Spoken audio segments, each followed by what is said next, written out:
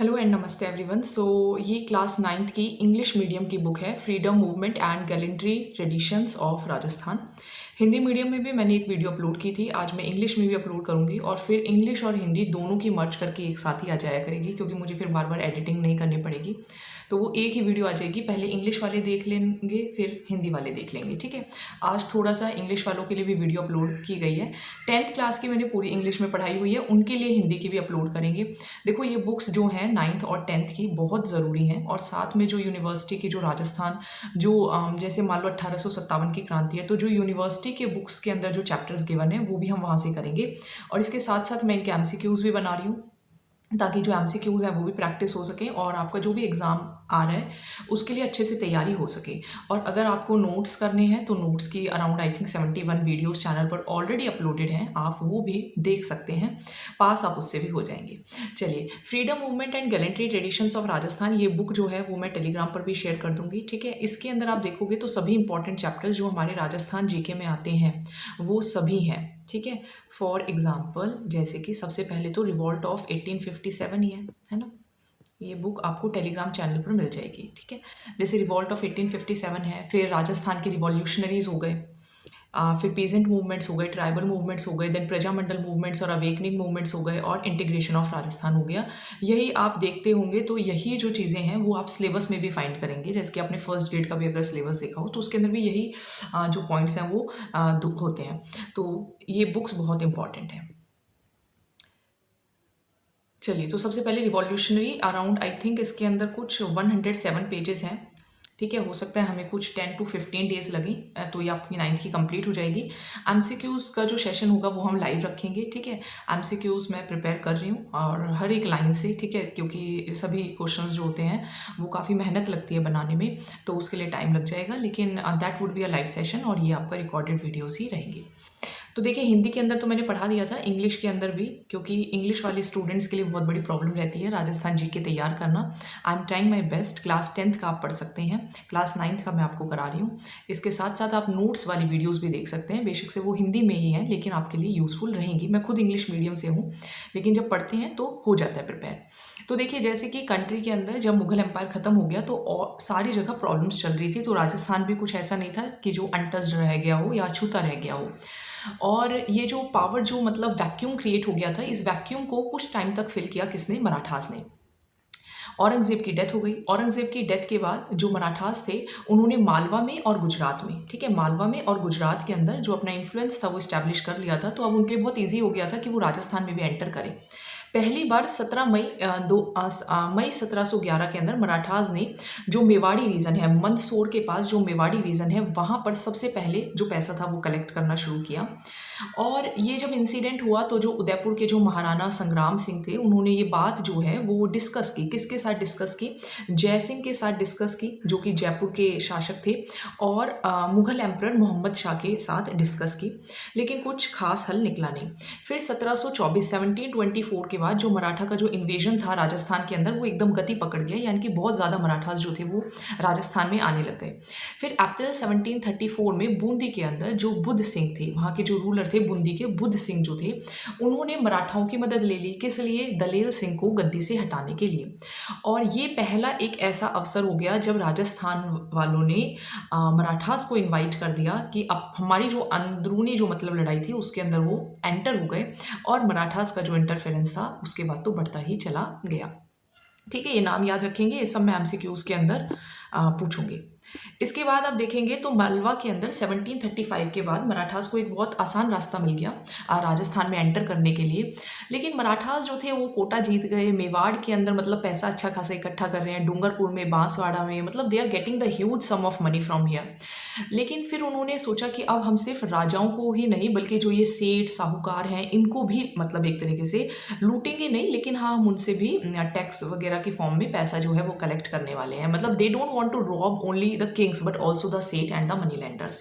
तो उन्होंने जो राजस्थान की जो प्रिंसली स्टेट्स थी उसके अंदर भी इंटरफेयर करना शुरू कर दिया। तो धीरे धीरे उनका जो एंट्री थी वो बूंदी, जोधपुर और जयपुर के अंदर सिर्फ शुरुआत में ही थी, बाकी सारी जगह जो थी वो फैल गई।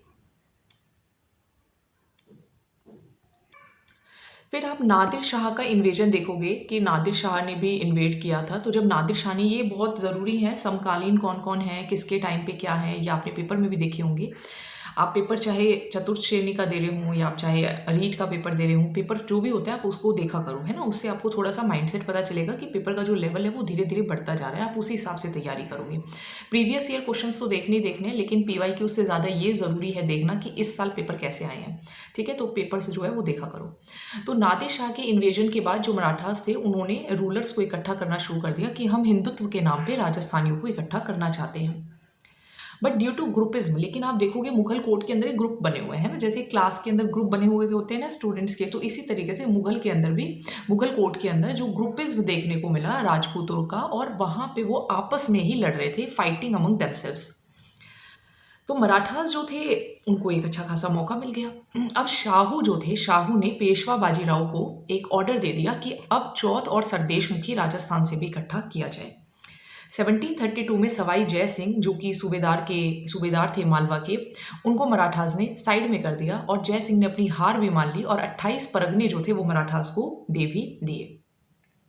जब राजपूत रूलर्स की वीक पोजीशन देखी गई 1761 से 1791 के बीच में, तो काफ़ी सारी स्टेट्स थी वो मराठास के मतलब डोमिनेशन में आ गई।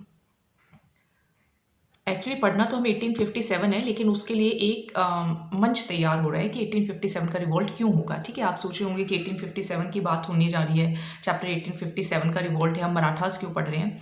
ये पढ़ेंगे तो आपको थोड़ा सा बैकग्राउंड जो है वो क्लियर होगा, बाकी बुक के अंदर गिवन है इसलिए मैं आपको पढ़ा रही हूँ। मराठा का जो इन्वेंशन है राजस्थान के अंदर, उससे जो आंखें थी वो खुल गई जय सिंह की और दूसरे राजपूत रूलर्स की भी। And money was resorted, money पैसा दिया जाने लगा मराठास को कि भाई हमें आज़ाद कर दो। लेकिन मराठास ने पैसा भी ले लिया, फिर भी मालवा को छोड़ा नहीं। और there were the efforts among मतलब राजस्थान रूलर्स के अंदर वो आपस में एफर्ट्स करने लग गए कि हम मराठास के अगेंस्ट जो है वो ऑर्गेनाइज हो जाते हैं और मराठास को राजस्थान से निकालते हैं बाय यूजिंग पावर, मतलब पावर यूज करके उनको निकालते हैं, पैसा देकर नहीं। तो 1734 में जुलाई के अंदर जो रूलर्स होंगे, ध्यान से सुनिएगा, जोधपुर के, उदयपुर के, कोटा के, किशनगढ़ के, नागौर के, बीकानेर के, ये लोग हुड्डा, मेवाड़ के अंदर हुड्डा सम्मेलन आप सबने सुना होगा जो राजस्थान जीके की तैयारी कर रहे हैं, तो ये सब लोग वहाँ पर इकट्ठा हो गए और एक ट्रीटी साइन की कि हम सब रूलर्स जो हैं जब भी कोई प्रॉब्लम आएगी तो हम एक दूसरे का साथ देंगे। कौन कौन? जोधपुर, उदयपुर, कोटा, नागौर और बीकानेर, और साथ में किशनगढ़ के जो रूलर्स हैं वो मेवाड़ के हुड्डा में, हुड्डा सम्मेलन जिसको बोलते हैं, इकट्ठे हो गए कि हम मतलब कॉपरेट करेंगे जब भी कोई प्रॉब्लम आएगी। और जैसे ही रेनी सीजन खत्म होगा, वर्षा ऋतु जो खत्म होगी, तो हम रामपुरा के अंदर इकट्ठे होंगे और फिर हम मराठास के खिलाफ एक्शन लेंगे। दे स्वॉन, मतलब उन्होंने कसम खाई कि हम सिर्फ जो मतलब शेल्टर नहीं देंगे, है ना, हम उनको शरण नहीं देंगे जो भी हमारे दुश्मन होगा। लेकिन ये जो कॉन्फ्रेंस है इसके जो रिजल्ट्स जो सोचे गए थे वो नहीं सामने आए, क्योंकि आपसी में ही बहुत ज़्यादा मतभेद था, म्यूचुअल डिसडेन था, मतलब कि आपसी में मतलब जेलसी थी एक दूसरे के प्रति, एक दूसरे की पीठ में खंजर घोंपे जा रहे थे, एक तरीके से आप बोल सकते हो। लीडरशिप की कमी थी, ठीक है, टैलेंटेड और एक्टिव लीडरशिप की कमी थी, सेल्फिशनेस थी, और जो प्रिंसली स्टेट्स की जो लीड्स थी यही रिस्पॉन्सिबल हैं कि ये जो कॉन्फ्रेंस थी वो फेल हो गई। 1735 में जो मुगल की आर्मीज थी और जो राजपूत रूलर थे उन्होंने दोबारा से एक नाकाम कोशिश करी कि वो मराठास को यहाँ से निकाल सकें, बट ऐसा नहीं हो पाया। अक्टूबर 1735 में जो पेशवा थे वो नॉर्थ इंडिया आए। पेशवा मराठास के जो बेसिकली उनके जो हेड होते हैं उनको कहा जाता था। तो अक्टूबर 1735 में जो पेशवा थे वो नॉर्थ इंडिया में आए और उन्होंने महाराजा जो जगत सिंह उनकी जो सेवा पानी कर रहे थे वो उनको बड़ी पसंद आई और उन्होंने थोड़ा सा जो गिफ्ट और जो चौथ है वो कॉम्प्रोमाइज़ भी कर लिया कि चलो ठीक है हम आपसे थोड़ा सा कम पैसा ले लेंगे। फिर वो जयपुर भी आए। जय सिंह ने भी जो था, क्योंकि देखो जगत सिंह जो हैं वो तो उनके पास तो वो आए थे, लेकिन फिर वो जय सिंह के पास भी गए कि आप भी कॉम्प्रोमाइज़ कर लो, ठीक है, और लेकिन ये फेल हो गया, ठीक है, जगत सिंह के साथ फेल हो गया। एज अ रिजल्ट कि पेशवा जो है वो राजस्थान विजिट पर आए हैं, तो राजपूत जो थे वो धीरे धीरे टैक्स पेयर्स बन गए मराठास के, कि मराठास को आपको टैक्स पे करना पड़ेगा।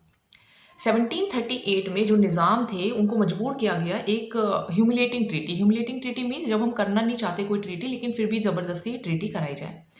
तो दूल्हा सराय, ठीक है, इनके साथ एक ह्यूमिलेटिंग ट्रीटी हुई on without fighting on behalf of the Mughal emperor, जिसके अकॉर्डिंग क्या था कि मराठास को सूबेदारी मिलेगी मालवा की और 50 लाख रुपए मिलेंगे।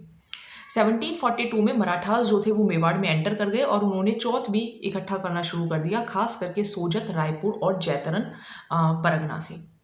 1787 के अंदर जो राजपूत थे वो ऑर्गेनाइज हो गए और उन्होंने मराठास को हरा दिया। कहाँ पर? तुंग के अंदर, बैटल ऑफ तुंग, अगर आपने सुनी हो, ठीक है। तो यहाँ पे ध्यान रखेंगे कि कहाँ पर 1787 के अंदर जो राजपूत थे वो ऑर्गेनाइज हुए और उन्होंने मराठास को कहाँ पर हराया? तुंग में हराया। 1791 में जो मराठास थे वो हारना शुरू हो गए और अब जो ब्रिटिशर्स हैं उनका आगमन शुरू हो गया and they were also trying to enter the Rajasthan. तो थोड़ा सा ही गैप एक तरीके से आप बोल सकते हो कि 1787 में मराठास को हराया और 1791 के अंदर जैसे ही मराठा डिक्लाइन होंगे तो ब्रिटिश जो होंगे वो मतलब अपने आप को बहुत मजबूत कर लेंगे साउथ इंडिया में और अब वो राजस्थान में एंटर करने की कोशिश करेंगे। नाउ अब इस टाइम पर ही जो ब्रिटिश थे उन्होंने अपने आप को मजबूत कर लिया साउथ इंडिया के अंदर और उन्होंने भी राजस्थान में एंटर करना शुरू कर दिया। अब जो पॉलिटिकल सिचुएशन है राजस्थान के अंदर वो बहुत कमज़ोर हो चुकी है, क्योंकि एक तो आपस में ही फ्यूडल कंपटीशन चल रहा है और साथ में ही सक्सेशन स्ट्रगल चल रहा है कि आगे राजा कौन। 1791 में अंबाजी इंगेले, है ना, आई थिंक यही इसको प्रोनाउंस करेंगे, आप हिंदी वाला वीडियो भी देख सकते हैं, ठीक है, हिंदी के अंदर सेम मैं आपको पढ़ाने वाली हूँ। 1791 की बात है, जो अंबाजी इंगले हैं वो मेवाड़ के महाराणा को सपोर्ट करेंगे, ठीक है। ये मैं PYQs जो MCQs जो बनाऊंगी तो वो आप देखना, ठीक है, क्योंकि जो क्वेश्चंस हैं वो इन्हीं बुक से बन रहे हैं, तो इसीलिए इनकी लाइन से ही हमें क्वेश्चंस जो हैं वो फ्रेम करने होंगे अगर जैसे आपके आने वाले एग्जाम्स हैं, क्योंकि देखो एक एक क्वेश्चन बहुत इंपॉर्टेंट होता है सिलेक्शन के लिए भी और आगे बढ़ने के लिए भी। तो थोड़ी सी मेहनत जो है वो आप सही दिशा में करोगे तो आपको जो रिजल्ट्स हैं वो फ्रूटफुल मिलेंगे। अब यहाँ पे जो महाराणा की जो अथॉरिटी होगी डूंगरपुर पर, बांसवाड़ा पर, प्रतापगढ़ पर, वो भी स्टैब्लिश हो जाएगी, ठीक है। महाराणा की किसकी? मेवाड़ के महाराणा की, क्योंकि मेवाड़ के महाराणा को कौन मदद कर रहे हैं? अंबाजी मदद कर रहे हैं। क्यों मदद कर रहे हैं? क्योंकि आपसी कलेश चल रहे हैं, ठीक है, इसलिए। तो डूंगरपुर, बांसवाड़ा, प्रतापगढ़, यहाँ पे मतलब एक अथॉरिटी स्टैब्लिश हो जाएगी मेवाड़ के महाराणा की। नाउ जो अंबाजी इंगले हैं वो could not achieve complete success, पूरी सक्सेस नहीं मिल पाएगी उनको, लेकिन 1791 में जो चुंडावत होंगे वो मेवाड़ को मतलब टुक ओवर कर लेंगे और यहीं से ही जो उनके जो फ्यूड होंगे उनका जो ग्रुप्स है वो बनने शुरू हो जाएंगे और फाइनली 1802 में जो आमिर खां पिंडारी हैं वो नाथ द्वारा को कब्जा कर लेंगे, नाथ द्वारा पर कब्जा कर लेंगे। भीम सिंह जो है वो भी एक अच्छी मतलब कंट्रोल नहीं कर पाए, है ना, it could not control the mutual disharmony of the princely states की जो आपसी जो प्रॉब्लम है, आपसी जो द्वेष है उसको वो कंट्रोल नहीं कर पाए।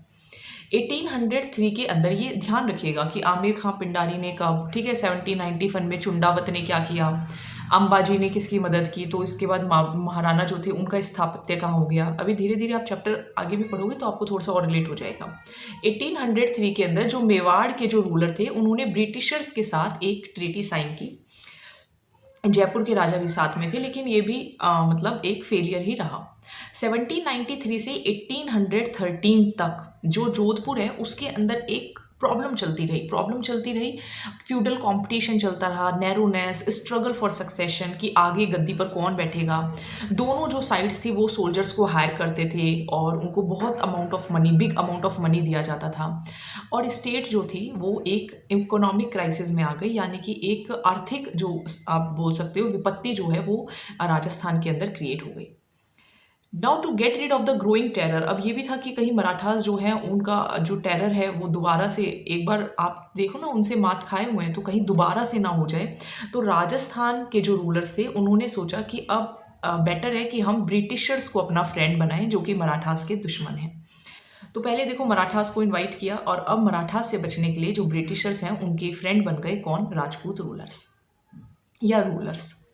सबसे पहले तो 1776 में ध्यान रखिएगा, 1776 में जयपुर के थे महाराजा पृथ्वी सिंह। इन्होंने अपना रिप्रेजेंटेटिव भेजा गवर्नर जनरल के पास और अपनी फ्रेंडशिप के लिए डिज़ायर शो की कि हम आपके साथ दोस्ती करना चाहते हैं। जोधपुर स्टेट ने भी यही किया, पहले जयपुर के गए फिर जोधपुर स्टेट ने भी यही किया, लेकिन कुछ खास सक्सेस मिली नहीं। 1803 में चेंजिंग देयर पॉलिसी, ब्रिटिशर्स जो थे वो भी अब एक ट्रीटी करना चाहते थे राजपूत स्टेट्स के साथ। और 1803 नवंबर के अंदर जो ब्रिटिश कमांडर थे लॉर्ड लेक, नाम ध्यान रखिएगा लॉर्ड लेक, इन्होंने सिंधिया को हराया लासवाड़ी के युद्ध में, बैटल ऑफ लासवाड़ी में। जो लॉर्ड लेक थे इन्होंने सिंधिया को हरा दिया, जो कि नॉर्थ ईस्टर्न यानी कि राजस्थान के नॉर्थ ईस्टर्न बॉर्डर पर था। और ये जो डिफीट थी ये एक गोल्डन अपॉर्चुनिटी हो गई और ये डिसाइड किया गया, it was decided on the terms, अभी मैं ये प्रिंसली स्टेट्स आपको बताऊंगी, it was decided on the कि जो 1803 की जो ट्रीटी है ब्रिटिश और राजपूत रूलर्स के बीच की, जो ब्रिटिश और राजपूत रूलर्स के बीच की जो ट्रीटी है, that the two would treat each other in a friendly manner, कि एक दूसरे को फ्रेंडली मैनर में ट्रीट करेंगे। और कंपनी जो है वो कोई भी ट्रिब्यूट नहीं लेगी इन स्टेट से और ना ही इंटरनल मैटर्स में इंटरफेयर करेगी। और इन स्टेट्स की जो सेफ्टी है, डॉक्ट्राइन ऑफ लैप्स आपने सुना होगा, कुछ कुछ इसी तरीके की। और जो इन स्टेट्स की जो सेफ्टी है वो कंपनी के हाथों में होगी और अगर कोई डिस्प्यूट भी होगा तो वो भी कंपनी ही सॉल्व करेगी। टोटली आप बोल सकते हो कि डॉक्ट्राइन ऑफ लैप्स ही चल रहे हैं। जो प्रिंसली स्टेट्स थे भरतपुर, अलवर, जयपुर, जोधपुर, इन्होंने ये ट्रीटी साइन कर ली।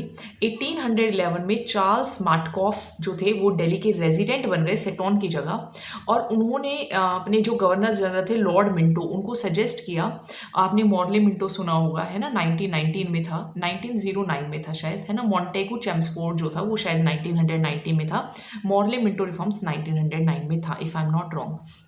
उन्होंने अपने गवर्नर जनरल लॉर्ड मिंटो को सजेस्ट किया कि जो यूनियन है राजपूत स्टेट्स का वो बनाया जाए ब्रिटिश प्रोटेक्शन के अंडर, ताकि ये जो एक्शंस ले रहे हैं जो मराठाज हैं, आमिर खान हैं, जो पिंडारीज हैं, इनके खिलाफ बचाया जा सके।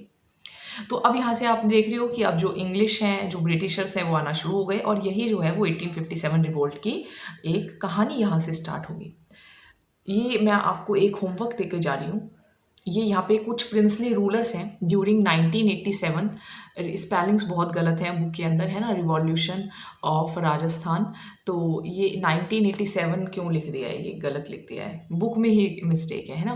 कोटा के अंदर राम सिंह थे, ये देखो इस बार इसमें भी शायद पूछा गया था, आई थिंक संस्कृत विभाग वाला पेपर था कि कहाँ पर जो कौन से राजा थे जो कि ब्रिटिशर्स के साथ थे। ठीक है, तो ये चार्ट बहुत इंपॉर्टेंट है, ऐसे आई थिंक इस बुक के अंदर, इस चैप्टर के अंदर 2-3 चार्ट्स हैं, तो उनको आप रट्टे मारिए। ठीक है, रट्टे ही मारने होंगे। देखो कोटा के अंदर कौन है, राम सिंह है। जोधपुर के अंदर तख्त सिंह है ना, तख्त सिंह तो उसमें भी आएंगे जब आप आहुआ और वो कुशल सिंह वाला युद्ध वगैरह देखोगे, काली गोरू का युद्ध देखोगे, तो जोधपुर स्टेट के अंदर तख्त सिंह है। भरतपुर के अंदर जसवंत सिंह है, उदयपुर के अंदर स्वरूप सिंह है, जयपुर के अंदर राम सिंह द्वितीय है, ध्यान रखिएगा, कोटा के अंदर राम सिंह है और जयपुर के अंदर राम सिंह सेकंड है। पेपर के अंदर ये क्वेश्चन पूछे गए हैं।